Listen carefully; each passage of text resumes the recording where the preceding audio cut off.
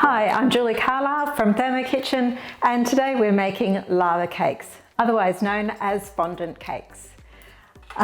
We are going to be using manual mode, so I'm just going to tap on the little home button here, and we've got our 3 circles up. So I have been making these lava cakes for a very long time. They are a favourite.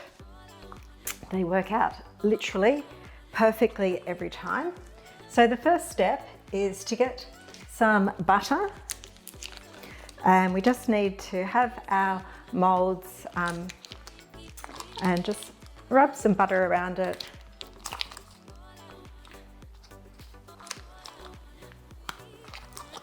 Very generously.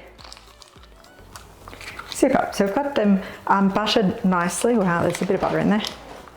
And then we are going to go around with some cocoa. Okay, so here's our cocoa, and I just want to show you, it's an unsweetened cocoa. Now the reason I prefer the unsweetened cocoa is because cocoa with sugar in it is more likely to have the sugar to melt in the higher temperature and stick to the sides, and we don't want that. So unsweetened cocoa is best. And we're just running that around so that it sticks to the butter. And this will make the lava cakes easier to release once they're cooked. Okay, there we go. All 4 done. That's how they look inside. And we can just put them aside now. Okay, so our next step is to get started with the actual batter. So here we have 200 grams of dark chocolate. So to weigh that, we just go across to our scales, pop in, okay, 198, that's fine. X out of our scales and back to our circles. Pop the lid on, tap the time and put on 4 seconds, blade speed to 9.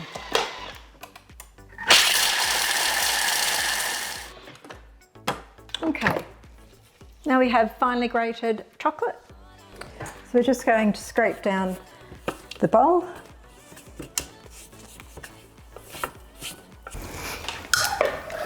Okay, next we're adding our butter.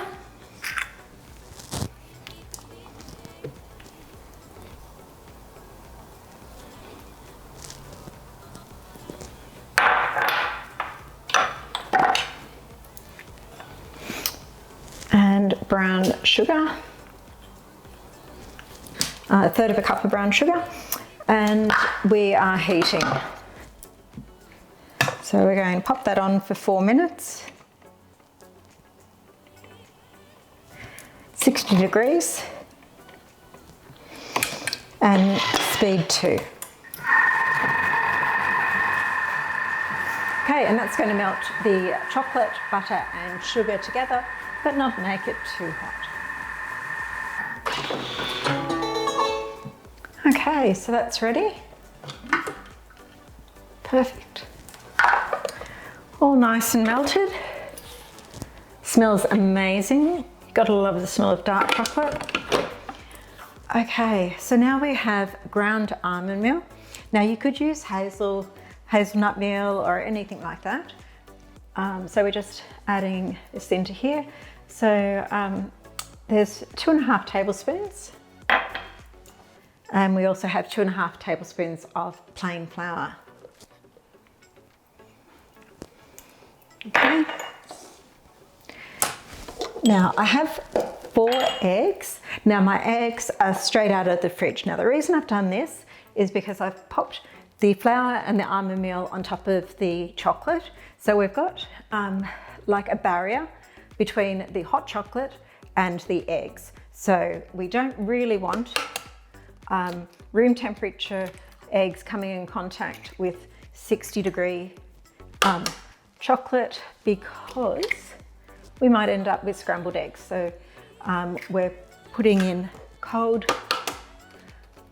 eggs on top of the flour quite quickly.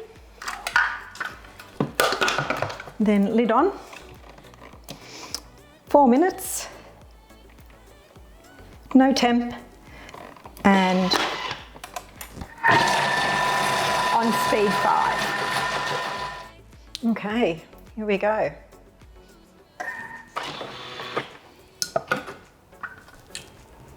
Oh, very nice. Okay, and that's our mixture. Yum. So it really is very easy. We are going to fill these to 2/3 full. Now the mixture does make more than 4. I'm only making 4 at the moment because it's dangerous if I make any more than 4 at a time. So what you can do with this mixture is make enough for however many you're serving, and then you can put it in a container and put it in the fridge, and it will keep for up to a week.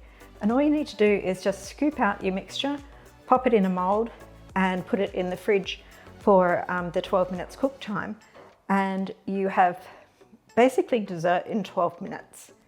So it is a very quick and easy dessert to have on hand. You can make it ahead of time and then just have it when you're ready. Okay, so I've probably filled these to 3/4 full, I'd say.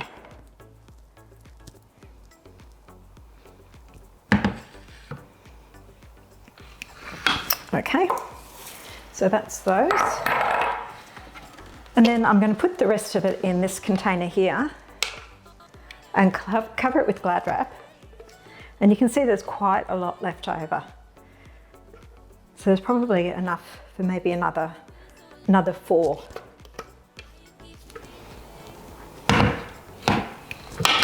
Okay, so there we go. These go into the fridge. Minimum refrigeration time is a half an hour before baking. The reason for this is we need to get this cooled down.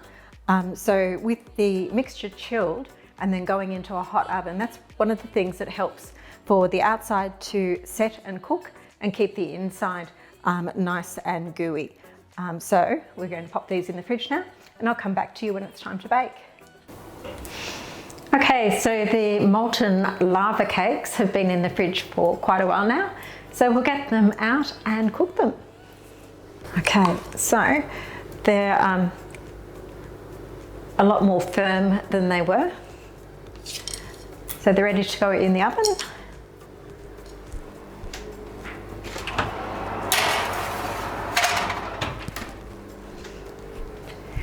The oven is at 200 degrees. It's really important that it is actually at the correct temperature when you put it in, so be really careful at that. If you're not sure about your oven temperature, it won't hurt to actually check it with a thermometer. Now, I'm using those silicone Darion molds. You can get these from the mix shop, and I will put a link in there for you. The silicone ones are a lot better than the metal ones, I find. The metal, it's a lot more difficult to get the lava cakes out of the mold when it's cooked, whereas the silicone, it's really easy to move it around and run a knife around the inside. So yeah, for ease, these are fabulous. Okay, so 12 minutes time, I will show you the finished pudding. Okay, so the time has just gone off, so let's take a look.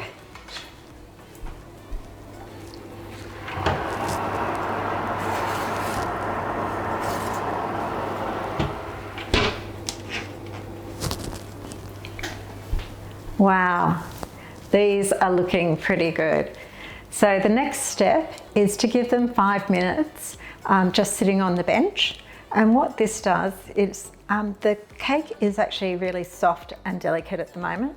So the 5 minutes on the bench just gives it a chance to set a bit further, and that makes it much easier to turn out. So we'll just leave it here for 5 minutes and then we'll be back to take a look. Okay, let's take a look. It hasn't been quite 5 minutes, but I think we'll be pretty right.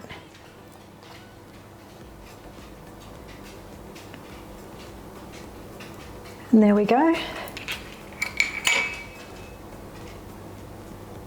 Just dust it with a bit of cocoa.